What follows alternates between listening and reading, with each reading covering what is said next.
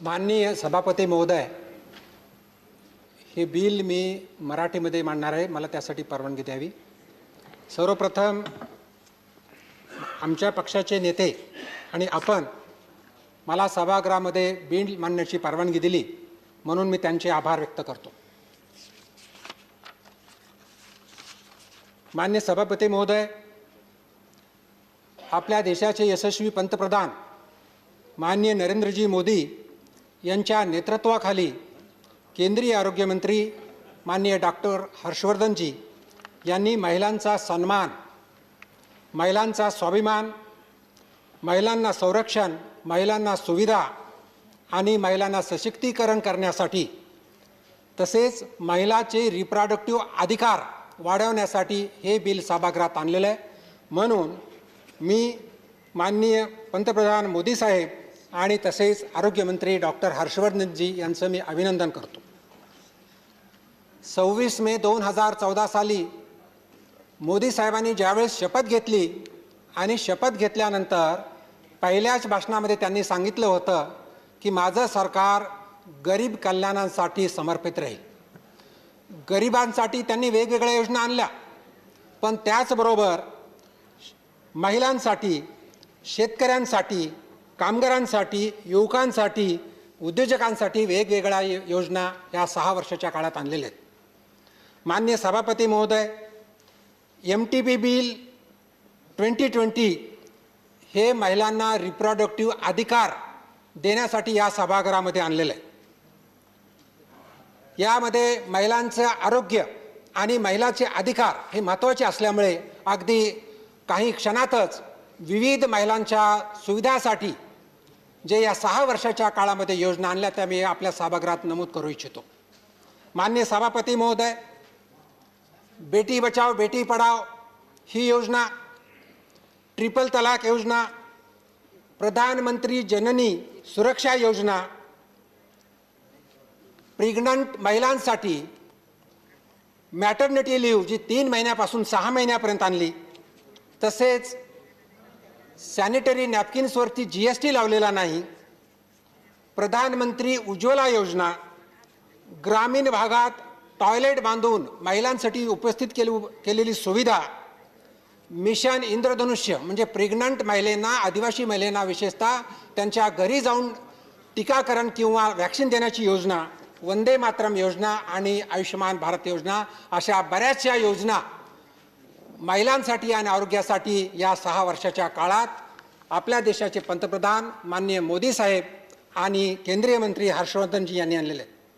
आता मी सध्याचा जो कायदा आहे हा कायदा 10 ऑगस्ट 1971 साली पार्लमेंटमध्ये मंजूर झाला, पण त्याची हिस्ट्री बघण्याची गरज आहे. 1860 साली जर ॲबॉर्शन केलं सभापती महोदय तर ते क्रिमिनलाइज व्हायचं. 312 इंडियन पिनल कोड प्रमाणे त्यांना शिक्षा होत होती. त्यानंतर 1957 साली मुदलियार कमिटी नेमली आणि या कमिटीच्या माध्यमातून ॲबॉर्शनचे वेगवेगळे प्रॉब्लेम्स काय आहेत, ॲबॉर्शनचे कॉम्प्लिकेशन्स काय आहेत याच्यावरती अभ्यास केला. 1962 साली मुंबईमध्ये फॅमिली प्लॅनिंग अँड रिसर्चचं एक अधिवेशन झालं. त्यामध्ये एक निर्णय घेण्यात आला की या देशामध्ये ॲबॉर्शन हे लिबरलायझेशन झालं पाहिजे, ॲबॉर्शनला मान्यता द्यायला पाहिजे असा विचार मांडला गेला. आमचे आरोग्यमंत्री डॉक्टर हर्षवर्धन साहेबांनी सांगितल्याप्रमाणे 1966 साली डॉक्टर शांतीलाल शहा कमिटी नेमली, पण त्या अगोदर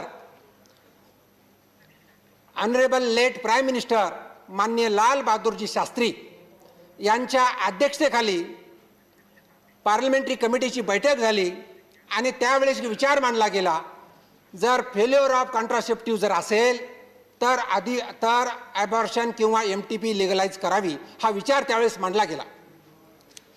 डॉक्टर शांतीलाल शहाच्या कमिटीला संपूर्ण देशभरात फिरून ॲबॉर्शनबद्दल, MTP बद्दल एक रिपोर्ट बनवण्याचं सांगितलं आणि तो रिपोर्ट बनल्यानंतर वेगवेगळ्या स्टेटमध्ये तो रिपोर्ट पाठवला. त्यांच्याकडून वेगवेगळ्या स्टेटचं उत्तरं देण्यात आली, मागितलं, त्यांची माहिती मागितली.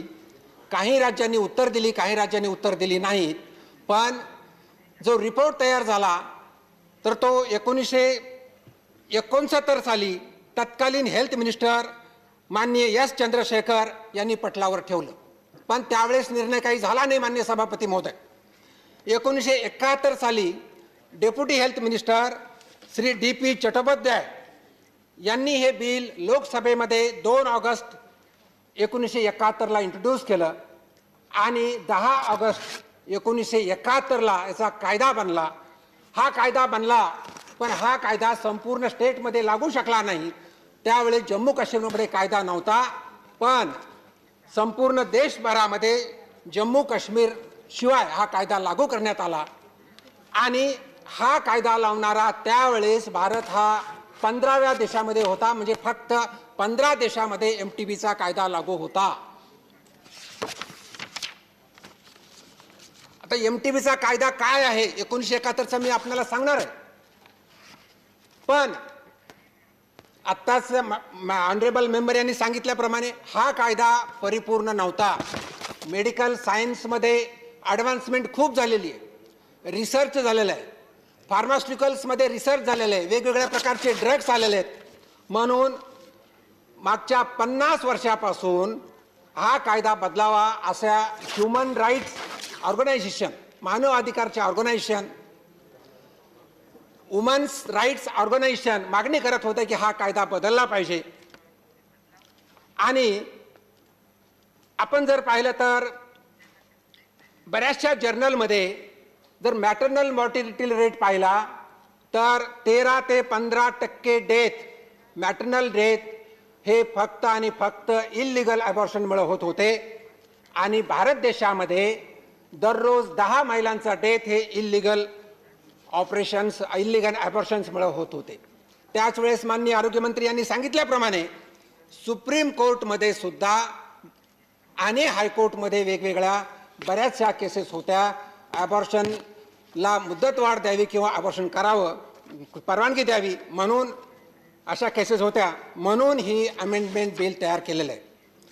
माननीय सभापती महोदय, मी थोडक्यात जुना कायदा 1971 कायदा आणि आता येणारा नवीन कायदा किंवा नवीन बिलमध्ये काही कॉमन पॉईंट्स आहेत ते थोडक्यात मी आपल्याला सांगू इच्छितो.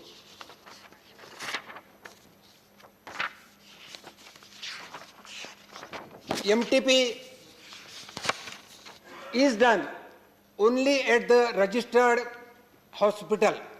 कुठल्याही हॉस्पिटलमध्ये MTP करता येत नाही. त्याचप्रमाणे MTP should be done only by registered medical practitioner. म्हणजे registered medical practitioner who are able to do the MTP. After doing MTP, it should be informed to the person authorized by law, not anybody. I don't know whether it is to be informed or police or no, but to my knowledge, it should not be informed to the police. What the honorable member has said, it should not be informed to the police. It should be informed to the authorized person at the district level, not to the police. There is prohibition of disclosure of the procedure. It should not be disclosed. MTP is done after written and explained content to the woman. By the consent is to be taken by the doctor, and MTP is done in 12 weeks is with the opinion of the single registered medical practitioner. Suppose I am a MBBS doctor, I cannot do MTP, but you should be having training, you should have experience, and you should have a certificate from the district civil surgeon. Then and then only you can do the MTP. Now, if you see the amendment of the bill, now what the amendment is, ये बदलाव क्या चाहिए, बदलाव काय पाहिजे, तर 12 ते 20 आठवड्यापर्यंत जर जुन्या कायद्याप्रमाणे MTP करायची असेल मान्य सभापती महोदय, तर एका रजिस्टर्ड मेडिकल प्रॅक्टिसच्या सहीवर चालत नाही. त्याला 12 ते 20 मध्ये 2 रजिस्टर्ड मेडिकल प्रॅक्टिशनरची ओपिनियन लागतं. पण नवीन कायद्यानुसार 12 ते 20 आठवड्यापर्यंत जर MTP करायची असेल तर एका डॉक्टरांचा ओपिनियन चालतं. मी डॉक्टर आहे, मी ग्रामीण भागातून येतो आणि जर 2 डॉक्टरांचं ओपिनियन घ्यायचं असेल तर ते पेशंटला अवघड जात होतं. It was not possible. म्हणून हा कायद्यामध्ये सुधार करण्यात आलेला आहे आणि यामुळे इल्लिगल अबॉर्शन कमी होतील आणि मॅटर्नल मॉर्टिलिटी रेट सुद्धा कमी होईल. माननीय सभापती महोदय, जुन्या कायद्यामध्ये 20 आठवड्यानंतर MTP करायला अलाउड नाहीये. No MTP after 20 weeks, whatever may be the reason. But now, with the amendment of this bill, with the opinion of the 2 doctors, 2, I will say, registered medical practitioners, MTP is allowed up to 24 weeks. त्याचबरोबर 20 ते 24 आठवड्यामध्ये there are certain cases, as it is discussed earlier, महिलेला शारीरिक किंवा मानसिक त्रास झाला असेल तर महिलेला शारीरिक आणि मानसिक त्रासच्या काही कारणे आहेत. There are some reasons. One is a survivor of rapes. Other is a victims of incest. Third is vulnerable woman, mentally ill woman, differently abled woman, and minor girl whose age is small. वरील पीडित महिलांना या कायद्यामध्ये बदलांचा फायदा होणार आहे, जे जुन्या MTP ऍक्ट 1971 प्रमाणे होत नव्हता. माननीय सभापती महोदय, सभागृहाला समजून घेण्याची गरज आहे. फिटस युटरसमध्ये असताना 16 आठवड्याचा असेपर्यंत ऑर्गॅनोजेनेसिस होतं, संपूर्ण ऑर्गन डेव्हलप होतं आणि ऑर्गन डेव्हलप जरी झाले आणि ॲडव्हान्स सोनोग्राफी जरी केलं तर त्या फिटसमध्ये काही डिफेक्ट असेल तर तो 20 आठवड्यापर्यंत डायग्नोज होऊ शकत नाही. अशा परिस्थितीमध्ये 20 ते 24 आठवडे यामध्ये जर ॲडव्हान्स सोनोग्राफी केली, त्याला लेवल 2 स्कॅनही म्हणता येईल, ते जर केलं तर वेगवेगळ्या कंजेनाटल अनॉमलीज त्या डिटेक्ट होऊ शकतील आणि त्याचा फायदा या 20 ते 24 आठवड्यामध्ये जी प्रेग्नन्सी आहे, जर त्या मुलाला डिफेक्ट असेल तर ते कळू शकतो. उदाहरणार्थ वेंट्रल सेप्टल डिफेक्ट म्हणजे हार्टमध्ये वेंट्रिकलच्या मध्ये जो पडदा असतो त्याच्यात छिद्र असेल तर ते 20 आठवड्यापर्यंत दिसत नाही, पण ते 22 आठवड्याला दिसतं. म्हणून या बिलाचा फायदा आता 20 ते 22 आठवड्यामध्ये होणार आहे. त्याचपर्यंत ब्रेन अनॉमलीज, मेंदूच्या एनएनकेफाली असेल, हायड्रोकेफलस असेल, इंटेस्टायनल ऑब्स्ट्रक्शन्स, genitourinary anomalies, these anomalies which are incompatible to the life, these are diagnosed between 20 to 24 weeks. So MTP is allowed now as per the new bill between 20 to 24 weeks. म्हणून या बिलाचा फायदा 20 ते 24 आठवडे या महिलांसाठी होणार आहे. त्याचबरोबर महत्त्वाचा मुद्दा आहे, now India is becoming progressive country because of this contest. जुन्या MTP ऍक्ट प्रमाणे फक्त विवाहित, yes sir, 2 minutes more. जुन्या MTP ऍक्ट प्रमाणे फक्त विवाहित महिलांना कॉन्ट्रासेप्टिव्ह फेल्युअर झाल्यास MTP करता येत होतं. पण नवीन कायद्याप्रमाणे जर अविवाहित असेल किंवा मॅरिड असेल, अनमॅरिड असेल, त्या महिलेना MTP करता येते आणि ती महत्त्वाची स्टेप आहे. तर महत्त्वाचं, the honourable member has discussed regarding the medical board. Medical board is very much essential because the medical board, there are very few cases because it is between 24 to 20 weeks where there are sustainable fetal anomalies. Substantial means if the child born and child is incompatible, then it is of not use. अशा परिस्थितीमध्ये जर medical बोर्डकडे आपण पाठवलं आणि medical board पाठवल्यानंतर त्याचं diagnosis झालं तर त्याला एज लिमिट नाही आहे. एज लिमिट हे 24 आठवड्यानंतर सुद्धा आपण MTP करू शकतो. पण माननीय सभापती महोदय, मला सांगावंसं वाटतं की 28 आठवड्यानंतर एखादं मूल जन्मलं तर ते जिवंत राहू शकतं. म्हणून whatever the limit period is only 4 weeks, 24 to 28 weeks. या पिरियडमध्ये मेडिकल बोर्डचा रोल आहे आणि मेडिकल बोर्ड हे सर्व केसेससाठी नाही. त्याच्यामध्ये medical board madam has told gynaecology and obstetrician, pediatrician आणि रेडिओलॉजिस्ट और sonologist, these three things are important in the medical board, and there is an option. The state can decide, individual state can decide what doctors are to be taken. That will depend upon the state. माननीय सभापती महोदय, हे bill pass झाल्यानंतर भारताची तुलना जगातील विकसित देशाच्या प्रोग्रेसिव्ह अबॉर्शन लॉ बरोबर केली जाणार आहे. माननीय सभापती महोदय, 97%, only 1 minute, 97% countries allow abortion to save life of mothers. 27 countries does not allow abortion, except example Egypt, Thailand, Iraq, and maybe due to the religious reason. 39 countries allow abortion when mother's life is at risk, and in 67 countries abortion is on request without any reason is allowed.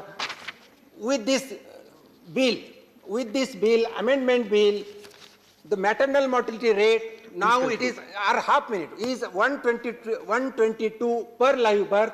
It will reduce to 70 per lakh live birth by 2030. World Health Organization target is to reduce maternal mortality rate below 70 per lakh by 2030, and we are going to achieve the bill.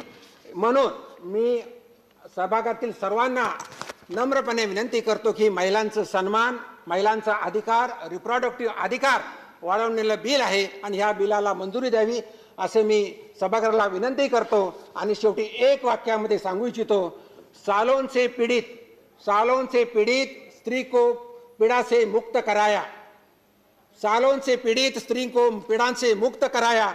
Modi ji आपने खोया हुआ सम्मान स्त्री को पुन्हा दिलाया. मोदी जी आपने खोया हुआ सम्मान स्त्री को पुन्हा दिलाया. एवढं करून मी सभागृहाला विनंती करतो की ह्या बिलाला आपण सपोर्ट करून हे बिल मंजूर करावं. धन्यवाद.